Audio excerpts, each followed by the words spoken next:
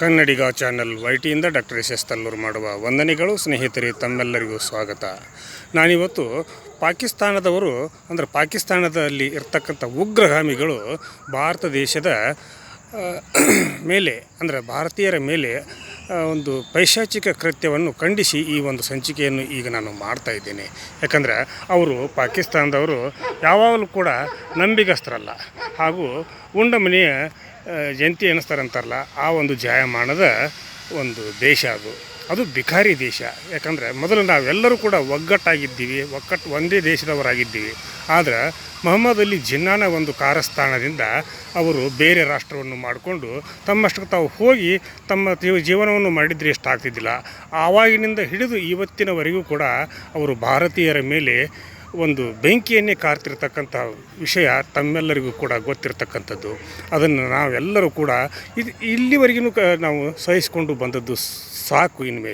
ಇನ್ಮೇಲಾದರೂ ನಾವೆಲ್ಲರೂ ಕೂಡ ಒಂದಾಗಿ ಒಗ್ಗಟ್ಟಾಗಿ ಅವರ ವಿರುದ್ಧ ಧ್ವನಿ ಎತ್ತಿ ಅವರ ವಿರುದ್ಧ ನಾವು ನಮ್ಮ ಬಲ ಪ್ರದರ್ಶನ ಮಾಡಿದರೆ ಮಾತ್ರ ಅವರು ಅಡಗಿಕೊಳ್ಳಲಿಕ್ಕೆ ಸಾಧ್ಯ. ಹಾಗೆ ಮಾಡದೇ ಇದ್ದರೆ ಅವರ ದಿನನಿತ್ಯದ ಉಪಟಳವನ್ನು ಮುಂದೆಯೂ ಕೂಡ ನಮ್ಮ ಪೀಳಿಗೆಯೂ ಕೂಡ ಸಹಿಸಲಿಕ್ಕೆ ಅಣಿಯಾಗಬೇಕಾದಂಥ ಒಂದು ಎಚ್ಚರಿಕೆಯ ಸಂದೇಶವನ್ನು ಕೂಡ ಈ ಸಂದರ್ಭದಲ್ಲಿ ನಾನು ಕನ್ನಡಿಗ ಚಾನಲ್ ವೈಟಿಯ ಎಲ್ಲ ವೀಕ್ಷಕರಿಗೆ ಹಾಗೂ ರಾಷ್ಟ್ರದ ಪ್ರತಿಯೊಬ್ಬರಿಗೂ ಕೂಡ ಇದನ್ನು ಅರ್ಥ ಮಾಡ್ಕೊಳ್ಬೇಕು ಅನ್ನುವಂಥ ಒಂದು ವಿಷಯವನ್ನು ಪ್ರಸ್ತಾಪ ಮಾಡ್ತಾ ಇದ್ದೇನೆ. ಯಾಕಂದರೆ ಸ್ವಾತಂತ್ರ್ಯ ಸಿಕ್ಕ ನಂತರ ವಿಶ್ವಸಂಸ್ಥೆಯ ಒಂದು ಆದೇಶದ ಪ್ರಕಾರ, ವಿಶ್ವಸಂಸ್ಥೆಯ ಮಧ್ಯಸ್ಥಿಕೆಯ ಪ್ರಕಾರ ಅವರಿಗೆ ಕುಡಿಲಿಕ್ಕೆ ಕೂಡ ನೀರು ಇದ್ದಿದ್ದಿಲ್ಲ. ಆವಾಗ ವಿಶ್ವಸಂಸ್ಥೆಯ ಒಂದು ಮಧ್ಯಸ್ಥಿಕೆಯಿಂದ ಅವರಿಗೆ ಕುಡಿಯುವ ನೀರಿನ ಸಲುವಾಗಿ ಹಾಗೂ ಅವರ ವ್ಯವಸಾಯಕ್ಕೆ ನೀರಿನ ಒಂದು ವ್ಯವಸ್ಥೆಯನ್ನು ಮಾಡುವ ಸಲುವಾಗಿ ಭಾರತೀಯರಾದಂಥ ನಾವು ಅವರಿಗೆ ಸಿಂಧು ನದಿ ಹಾಗೂ ಇನ್ನುಳಿದ 6 ನದಿಗಳ ನೀರನ್ನು ಕೂಡ ಬಿಟ್ಟುಕೊಟ್ಟಿವಿ. ಉಣ್ಣೋಕೆ, ತಿನ್ನೋಕೆ ಹಾಗೂ ಉಡೋಕೆ, ತೊಡೋಕೆ ಎಲ್ಲವನ್ನೂ ಮಾಡಲಿಕ್ಕೆ ನಾವು ಬೇಕು. ಆದರೆ ನಮ್ಮ ಒಂದು ಇರುವಿಕೆಯನ್ನು ಭಾರತೀಯರನ್ನು ಅವರು ಸಹಿಸಲಿಕ್ಕೆ ಸಾಧ್ಯ ಇಲ್ಲ ಅಂತಂದರೆ ಇದು ಯಾವ ಸೀಮೆ ನ್ಯಾಯ ಸ್ವಾಮಿ? ಅದನ್ನು ನಾವೆಲ್ಲರೂ ಕೂಡ ವಿಚಾರ ಮಾಡಬೇಕಾದಂಥದ್ದು. ಆದರೆ ಮೊನ್ನೆ ಪಹಲ್ಗಾಂವ್ನಲ್ಲಿ ಅಂದರೆ ಕಾಶ್ಮೀರದಲ್ಲಿ ನಡೆದಿರ್ತಕ್ಕಂಥ ಪೈಶಾಚಿಕ ಕೃತ್ಯದಿಂದ ನಮ್ಮೆಲ್ಲರ ಅಂದರೆ ಭಾರತೀಯರೆಲ್ಲರ ಒಂದು ರಕ್ತ ಕುದೀತಾ ಇದೆ. ಅದನ್ನು ನಾವು ತಣಿಸ್ಕೊಳ್ಬೇಕಾದ್ರೆ ಆ ಪಾಪಿ ಪಾಕಿಸ್ತಾನದ ಮೇಲೆ ನಾವು ನಿಜಕ್ಕೂ ಕೂಡ ಒಂದು ಯುದ್ಧ ಮಾಡಲೇಬೇಕು ಅನ್ನುವಂಥ ಒಂದು ಪರಿಸ್ಥಿತಿಗೆ ಭಾರತೀಯರೆಲ್ಲರೂ ಕೂಡ ಬಂದಿದ್ದಾರೆ. ಹೀಗಿರಬೇಕಾದ್ರೆ ಅದನ್ನು ಅಳೆದು ತೂಗಿ ಒಂದು ಸರಿಯಾದ ನಿರ್ಧಾರವನ್ನು ನಮ್ಮ ದೇಶದ ಹೆಮ್ಮೆಯ ಪ್ರಧಾನಮಂತ್ರಿಗಳಾದಂಥ ನರೇಂದ್ರ ಮೋದಿಜಿಯವರು ಕೈಗೊಳ್ತಾರೆ. ಅವರ ಮೇಲೆ ಇಡೀ ರಾಷ್ಟ್ರವೇ ತನ್ನ ನಂಬಿಕೆಯನ್ನು ಇಟ್ಕೊಂಡು ಕುಳಿತಿದೆ ಅನ್ನುವಂಥ ಭಾವನೆಯನ್ನು ಕೂಡ ನಾನು ಈ ಸಂದರ್ಭದಲ್ಲಿ ವ್ಯಕ್ತಪಡಿಸಲಿಕ್ಕೆ ಬಯಸ್ತೀನಿ. ಸ್ನೇಹಿತರೆ, ಈಗ ಅವರಿಗೆ ಕುಡಿಯೋ ನೀರಾಗಲಿ ಹಾಗೂ ಅವರು ತಿಂತಿರ್ತಕ್ಕಂಥ ಅನ್ನವನ್ನಾಗಲಿ, ಅವರು ಮಾಡ್ತಿರ್ತಕ್ಕಂಥ ವ್ಯಾಪಾರ ವಹಿವಾಟುಗಳನ್ನಾಗಲಿ ನಮ್ಮ ಭಾರತೀಯರ ಕೊಡ್ತಿರ್ತಕ್ಕಂಥ ಭಿಕ್ಷೆಯಿಂದ ಅನ್ನೋದನ್ನು ಅವರು ಮರೆತಿರಬೇಕು. ಆದರೆ ಅದನ್ನೆಲ್ಲ ನೆನಪಿಸ್ಕೊಳ್ಬೇಕಾದ್ರೆ ನಮ್ಮ ಭಾರತ ದೇಶದ ದಿಟ್ಟ ಪ್ರಧಾನಮಂತ್ರಿಗಳಾದಂಥ ನರೇಂದ್ರ ಮೋದಿಯವರು ಕೈಗೊಳ್ತಿರ್ತಕ್ಕಂಥ ಒಂದು ದಿಟ್ಟ ನಿಲುವಿನಿಂದಾಗಿ ಮುಂದೆ ಅವರ ಬಾಳು ನಾಯಿಪಾಡು ಆಗೋದರಲ್ಲಿ ಸಂದೇಹವಿಲ್ಲ. ಹೀಗಿರಬೇಕಾದ್ರೆ ಈಗ ಏನೇನು ಮಾಡಿದ್ದಾರೆ ಭಾರತೀಯ ರಾಜತಾಂತ್ರಿಕ ವ್ಯವಸ್ಥೆಯಲ್ಲಿ ಹಾಗೂ ಭಾರತದ ಒಂದು ಸುರಕ್ಷತೆಯ ದೃಷ್ಟಿಯಿಂದ ನಮ್ಮ ನೆಚ್ಚಿನ ಪ್ರಧಾನಮಂತ್ರಿಗಳು ಏನು ಮಾಡಿದ್ದಾರೆ ಅಂತಂದರೆ, ಅಲ್ಲಿ ಇರ್ತಕ್ಕಂಥ ವಿದೇಶಾಂಗ ಕಚೇರಿಗಳಲ್ಲಿ ಸೇವೆ ಸಲ್ಲಿಸ್ತಿರ್ತಕ್ಕಂಥ ಭಾರತೀಯರೆಲ್ಲರನ್ನೂ ಕೂಡ ವಾಪಸ್ ಕರೆಸ್ಕೊಳ್ತಾ ಇದ್ದಾರೆ. ಆಮೇಲೆ ಇಲ್ಲಿರ್ತಕ್ಕಂಥ ಪ್ರತಿಯೊಬ್ಬ ವಿದೇಶಿ ಕಚೇರಿಗಳಲ್ಲಿ ಅಂದರೆ ಪಾಕಿಸ್ತಾನದ ವಿದೇಶಿ ಕಚೇರಿಗಳಲ್ಲಿ ರಾಜತಾಂತ್ರಿಕ ಕಚೇರಿಗಳಲ್ಲಿ ಕೆಲಸ ಮಾಡ್ತಿರ್ತಕ್ಕಂಥವರಿಗೆ ಗಂಟು ಮೂಟೆ ಕಟ್ಟ್ರಿ, ನಿಮ್ಮ ದೇಶಕ್ಕೆ ನೀವು ಹೋಗ್ರಿ ಅನ್ನುವಂಥ ಫರಮಾನನ್ನು ಕೂಡ ಹೊರಡಿಸಲಾಗಿದೆ. ಆಮೇಲೆ ಅಲ್ಲಿ ಕುಡಿಯುವ ನೀರಿನ ಸಲುವಾಗಿ ಇದ್ದಿರತಕ್ಕಂಥ ಒಂದು ಉತ್ತಮವಾದ ಅವಕಾಶವನ್ನು ಕೂಡ ಅವರು ಈಗಾಗಲೇ ಕಳ್ಕೊಂಡ್ರು. ಆಮೇಲೆ ಅಲ್ಲಿ ನಿಜಕ್ಕೂ ಕೂಡ ಒಂದು ಹಾಹಾಕಾರ ಹೇಳೋದರಲ್ಲಿ ಸಂದೇಹವೇ ಇಲ್ಲ ಅನ್ನುವಂಥ ಭಾವನೆ ನನ್ನದು. ಆಮೇಲೆ ಎಲ್ಲಿವರೆಗೆ ತಡಿಬೇಕ್ರಿ ಇವರ ಉಪಟಳವನ್ನು? ಗೋಡೆ ಹತ್ತುವರೆಗೂ ಕೂಡ ತಡಿಬೋದು. ಗೋಡೆ ಹತ್ತಿದ ಮೇಲೆ ಏನು ಮಾಡಲಿಕ್ಕೆ ಆಗುತ್ತೆ? ನಮ್ಮನ್ನು ನಾವು ಉಳಿಸ್ಕೊಳ್ಬೇಕು, ನಮ್ಮನ್ನು ನಾವು ಬದುಕಿಸ್ಕೊಳ್ಬೇಕಂತಂದರೆ ನಾವು ಕೂಡ ನಮ್ಮ ಒಂದು ಆತ್ಮರಕ್ಷಣೆಗಾಗಿ, ನಮ್ಮ ಜೀವವನ್ನು ಉಳಿಸಿಕೊಳ್ಳುವುದಕ್ಕಾಗಿ ಅವರ ಮೇಲೆ ನಾವು ಅಟ್ಯಾಕ್ ಮಾಡಲೇಬೇಕಾದಂಥ ಸನ್ನಿವೇಶ ಈಗ ಒದಗಿ ಬಂದಿದೆ ಅನ್ನುವಂಥ ಒಂದು ಎಚ್ಚರಿಕೆಯ ಗಂಟೆಯನ್ನು ಕೂಡ ಮೋದಿಜಿಯವರು ಅವರಿಗೆ ತೋರಿಸಿಕೊಡ್ತಾ ಇದ್ದಾರೆ. ಆಮೇಲೆ ಸರ್ಜಿಕಲ್ ಸ್ಟ್ರೈಕ್ ಅಥವಾ ಏರ್ ಸ್ಟ್ರೈಕ್ ಮಾಡ್ತಿರೋ ಅಥವಾ ಏನಾದರೂ ಮಾಡಿ ಈಗ ಅವರಿಗೆ ಒಂದು ತಕ್ಕ ಪಾಠವನ್ನು ಕಲಿಸುವಂಥ ಸಂದರ್ಭ ಈಗ ನಮಗೆ ಒದಗಿ ಬಂದಿದೆ. ಅದನ್ನು ಯಾವತ್ತೂ ಕೂಡ ನಮ್ಮ ಮೋದಿಜಿಯವರು ಅದನ್ನು ಸದ್ಬಳಕೆಯನ್ನೇ ಮಾಡ್ಕೊಳ್ತಾರೆ, ದೇಶಕ್ಕೆ ಒಳ್ಳೆಯದನ್ನೇ ಮಾಡ್ತಾರೆ ಅನ್ನುವಂಥ ಅನಿಸಿಕೆ ಪ್ರತಿಯೊಬ್ಬ ಭಾರತೀಯರಲ್ಲಿಯೂ ಕೂಡ ಇದೆ. ಈಗಾಗಲೇ 3 ವಿಭಾಗಗಳ ಸೈನ್ಯದ ಮುಖ್ಯಸ್ಥರ ಸಭೆಯನ್ನು ಹಾಗೂ ಅಜಿತ್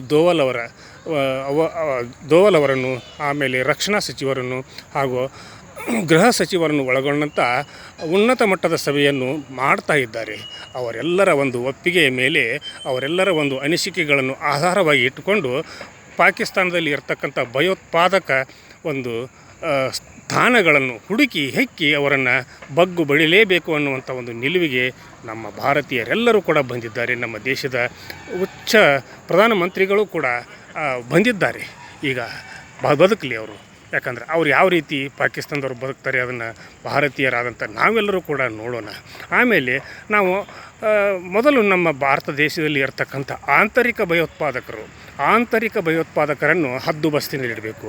ಯಾಕಂದರೆ ನಮ್ಮದು ಆ ಧರ್ಮ, ನಮ್ಮದು ಈ ಧರ್ಮ, ನಾವು ನಮ್ಮ ಧರ್ಮಾಚರಣೆಯನ್ನು ಸಾರ್ವಜನಿಕವಾಗಿ ಪ್ರದರ್ಶನ ಮಾಡ್ತೀವಿ, ಸಾರ್ವಜನಿಕವಾಗಿ ನಾವು ಆಚರಣೆ ಮಾಡ್ತೀವಿ ಅನ್ನೋದನ್ನು ನಿಲ್ಲಿಸಬೇಕು. ಭಾರತ ದೇಶದಲ್ಲಿ ಹುಟ್ಟಿರ್ತಕ್ಕಂಥ ಪ್ರತಿಯೊಬ್ಬರೂ ಕೂಡ ಭಾರತೀಯ, ನಾನು ಮೊದಲು ಭಾರತೀಯ ಅನ್ನುವಂಥ ಒಂದು ನಿಲುವಿಗೆ ಬರಬೇಕು. ಆಮೇಲೆ ಧರ್ಮಾಚರಣೆಯನ್ನು ಮಾಡಲಿಕ್ಕೆ ಯಾರೂ ಬೇಡ ಅನ್ನೋದಿಲ್ಲ. ಯಾಕಂದರೆ ನಿಮ್ಮ ಧರ್ಮ ನಿಮಗೂ ಶ್ರೇಷ್ಠ, ನಮ್ಮ ಧರ್ಮ ನಮಗೂ ಶ್ರೇಷ್ಠ. ನಮ್ಮ ಧರ್ಮದ ಆಚರಣೆ ವಿಚಾರಗಳನ್ನು ನಾವು ಮಾಡ್ಕೊಳ್ತೀವಿ, ನಿಮ್ಮ ಧರ್ಮದ ಆಚಾರ ವಿಚಾರಗಳನ್ನು ನೀವು ಮಾಡಿರಿ. ಆದರೆ ಅದನ್ನೇ ಒಂದು ಅಸ್ತ್ರವನ್ನಾಗಿಟ್ಟುಕೊಂಡು ದೇಶದ ಭದ್ರತೆ ಹಾಗೂ ಸುಭದ್ರತೆಯನ್ನು ಹಾಳಗೆಡುವಂಥ ಒಂದು ಪರಿಸ್ಥಿತಿಗೆ ಯಾರಾದರೂ ಬಂದದ್ದೇನೆ ಆತಂದರೆ ಅದನ್ನು ಭಾರತೀಯರು ಇನ್ನು ಮೇಲೆ ಸಹಿಸೋದು ಸಾಧ್ಯವಿಲ್ಲ ಅನ್ನುವಂಥ ಒಂದು ಎಚ್ಚರಿಕೆಯ ಗಂಟೆಯನ್ನು ಪ್ರತಿಯೊಬ್ಬರಿಗೂ ಕೂಡ ನೀಡಬೇಕಾದದ್ದು ನಮ್ಮೆಲ್ಲರ ಕರ್ತವ್ಯ. ಆಮೇಲೆ ಇನ್ನೊಂದು ವಿಷಯ, ಜನನಿ ಜನ್ಮ ಭೂಮಿಶ್ಚ ಸ್ವರ್ಗಾದಪಿ ಗರಿಯಸಿ ಅಂತೇಳಿ ಹಿರಿಯರು ಹೇಳಿದ್ದಾರೆ. ಆ ಒಂದು ನಾಣ್ಣುಡಿಯನ್ನು ಅದರ ತಾತ್ಪರ್ಯವನ್ನು ತಿಳಿದಿರ್ತಕ್ಕಂಥ ಪ್ರತಿಯೊಬ್ಬರೂ ಕೂಡ ತಿಳ್ಕೊಂಡ್ರೆ ಈ ರೀತಿ ಆಗಲಿಕ್ಕೆ ಸಾಧ್ಯವೇ ಇಲ್ಲ. ಆದ ಕಾರಣ ನಮ್ಮ ದೇಶದಲ್ಲಿರ್ತಕ್ಕಂಥ ಅನ್ಯ ಧರ್ಮೀಯರು ಯಾರೇ ಇರಲಿ ಅವರೆಲ್ಲರೂ ಕೂಡ ನಮ್ಮ ಸಹೋದರರು ಅಂತ ತಿಳ್ಕೊಂಡು ನಾವು ಜೀವನ ಮಾಡ್ತಾ ಇರ್ತಕ್ಕಂಥವ್ರು. ಆದರೆ ಅವ್ರು ನಮ್ಮನ್ನು ಏನು ತಿಳ್ಕೊಂಡ್ರೆ ಇವರು ಹೊರಗಿನವರು, ಇವರು ನಮ್ಮವರಲ್ಲ, ಇವರು ನಮ್ಮ ವೈರಿಗಳು ಅನ್ನುವಂಥ ಒಂದು ಭಾವನೆಯಲ್ಲಿ ಅವರಿದ್ದಾರೆ. ಅದನ್ನು ಇನ್ನು ಮೇಲೆ ಸಹಿಸಿಕೊಳ್ಳಲಿಕ್ಕೆ ಯಾರಿಗೂ ಕೂಡ ಸಾಧ್ಯವಿಲ್ಲ. ಹೀಗಿರಬೇಕಾದ್ರೆ ನೀವೆಲ್ಲರೂ ಕೂಡ ಮಾನವಂತವರಾಗಿ ಬಾಳ್ರಿ. ನಾವು ಬದುಕ್ತೀವಿ, ನಮ್ಮ ಜೊತೆಗೆ ನೀವು ಬದುಕ್ರಿ. ಯಾಕಂದರೆ ನಾವು ಅಷ್ಟೇ ಬದುಕಬೇಕಂತ ನಮ್ಗೆ ಆಸೆ ಇಲ್ಲ. ನೀವು ನಮ್ಮ ಜೊತೆಗೆ ನಿಮ್ಮ ಅಣ್ಣತಮ್ಮರಿ, ನಮ್ಮ ಅಕ್ಕಂಗಿಯರಿ, ನಮ್ಮ ಬಂಧುಗಳೇ ಅಂತ ತಿಳ್ಕೊಂಡು ನಾವು ಭಾರತೀಯರು ಜೀವನ ಮಾಡ್ತಾಯಿದ್ದೀವಿ. ಅದನ್ನು ನೀವೆಲ್ಲರೂ ಕೂಡ ಅರಿತುಕೊಳ್ಬೇಕು. ಅದರ ರೀತಿಯಲ್ಲಿ ನೀವು ನಡಿಬೇಕು. ನಾವು ನಡೀತಾ ಇದ್ದೇವೆ. ಯಾವತ್ತೂ ಕೂಡ ನಾವು ನಿಮ್ಮನ್ನು ಬಿಟ್ಟು ಕೊಟ್ಟಿಲ್ಲ ಅನ್ನುವಂಥ ಮಾತು ನಿಮಗೆ ನೆನಪಿನಲ್ಲಿ ಇದೆ ಅನ್ನುವಂಥ ವಿಷಯವನ್ನು ಪ್ರತಿಯೊಬ್ಬ ಧರ್ಮೀಯರಿಗೂ ಕೂಡ ನಾನು ಈ ಸಂದರ್ಭದಲ್ಲಿ ಹೇಳಲಿಕ್ಕೆ ಬಯಸ್ತೀನಿ. ಹೀಗೆ ಮಾಡುವುದರಿಂದ ನಾವೆಲ್ಲರೂ ಕೂಡ ಭಾರತೀಯರು, ಭಾರತ ಮಾತೆಯ ಮಕ್ಕಳು, ಭಾರತದ ಮಡಿಲಲ್ಲಿ ಬೆಳೀತಿರ್ತಕ್ಕಂಥ ಮುಂದೆ ಬೆಳೆಯುವಂಥ ಮಕ್ಕಳು ನಾವು. ಆ ನಮ್ಮ ಭಾರತ ಮಾತೆಯನ್ನು ನಾವು ಯಾವಾಗಲೂ ಅವಳ ಗೌರವವನ್ನು ಕಾಪಾಡುವ ಜವಾಬ್ದಾರಿ ನಮ್ಮ ಮೇಲಿದೆ ಅನ್ನುವಂಥ ಭಾವನೆ ಎಲ್ಲಿವರೆಗೆ ನಮ್ಮಲ್ಲಿ ಬರೋದಿಲ್ಲವೋ ಅಲ್ಲಿವರೆಗೆ ನಾವು ಯಾವತ್ತೂ ಕೂಡ ಉದ್ಧಾರ ಆಗಲಿಕ್ಕೆ ಸಾಧ್ಯವೇ ಇಲ್ಲ. ಈಗ ನೋಡಿರಿ, ಕಾಶ್ಮೀರದಲ್ಲಿ ಎಷ್ಟೊಂದು ಪ್ರವಾಸೋದ್ಯಮ ಒಂದು ಬೆಳೆದಿತ್ತು, ಅದನ್ನು ಕೂಡ ಹಾಳು ಹಚ್ಚಿದ್ರು. ಯಾಕಂದರೆ ಭಾರತೀಯರು ಯಾವಾಗಲೂ ಕೂಡ ಕಷ್ಟದಲ್ಲಿ ಇರಬೇಕು ಅನ್ನೋದೇ ಆ ದೇಶದ ಒಂದು ಅಭಿಪ್ರಾಯವಾಗಿರುವಾಗ ನಾವು ಕೂಡ ಯಾಕೆ ಅವರಿಗೆ ತೊಂದರೆ ಕೊಡಬಾರ್ದು ಇನ್ಮೇಲೆ ಅದನ್ನು ಕೂಡ ನಾವು ಅರ್ಥ ಮಾಡಿಕೊಂಡು ಮುಂದಿನ ಹೆಜ್ಜೆಗಳನ್ನು ನಮ್ಮ ದೇಶದ ಪ್ರಧಾನಮಂತ್ರಿಗಳು ಕೈಗೊಳ್ತಾರೆ. ಹೀಗಿರಬೇಕಾದ್ರೆ ಏನು ಮಾಡ್ತಿರೋ ಗೊತ್ತಿಲ್ಲ, ನಮಗೆ ರಕ್ಷಣೆ ಬೇಕು. ನಮ್ಮ ದೇಶದ ಸಾರ್ವಭೌಮತ್ವಕ್ಕೆ ಧಕ್ಕೆ ಬಂದಾಗ ನಾವೆಲ್ಲರೂ ಒಗ್ಗಟ್ಟಾಗಿ ನಿಲ್ಲಬೇಕು. ಮೋದಿಜಿಯವರ ಜೊತೆಗೆ ನಾವೆಲ್ಲರೂ ಕೈ ಜೋಡಿಸಿ ನಿಲ್ತೀವಿ ಅನ್ನುವಂಥ ಒಂದು ಸಂದೇಶದೊಂದಿಗೆ ಇವತ್ತಿನ ಸಂಚಿಕೆಯನ್ನು ಇಲ್ಲಿಗೆ ಮುಗಿಸಿ ನಾಳಿನ ಸಂಚಿಕೆಯೊಂದಿಗೆ ತಮ್ಮ ಜೊತೆಗೆ ಹಾಜರಾಗ್ತೀನಿ. ಇಲ್ಲಿವರೆಗೆ ನೀವು ಯಾರು ಸಬ್ಸ್ಕ್ರೈಬ್ ಮಾಡಿಲ್ವೋ ಪ್ರತಿಯೊಬ್ಬರು ಕೂಡ ಸಬ್ಸ್ಕ್ರೈಬ್ ಮಾಡಿರಿ. ಈ ಸಂಚಿಕೆಯನ್ನು ಪ್ರತಿಯೊಬ್ಬರಿಗೂ ಕೂಡ, ಪ್ರತಿ ಮನೆಗೂ ಕೂಡ, ಪ್ರತಿ ವ್ಯಕ್ತಿಗೂ ಕೂಡ ತಲುಪಿಸ್ರಿ. ನಿಮ್ಮ ಕಮೆಂಟನ್ನು ಕೂಡ ನನ್ನ ಜೊತೆಗೆ ಹಂಚಿಕೊಳ್ರಿ ಅಂತ ಹೇಳ್ತಾ ಇವತ್ತಿನ ಸಂಚಿಕೆಯೊಂದಿಗೆ ಮುಗಿಸಿ ನಾಳಿನ ಸಂಚಿಕೆಯೊಂದಿಗೆ ತಮ್ಮ ಜೊತೆ ಹಾಜರಾಗ್ತೀನಿ. ಅಲ್ಲಿವರೆಗೂ ನನ್ನ ನಮಸ್ಕಾರ.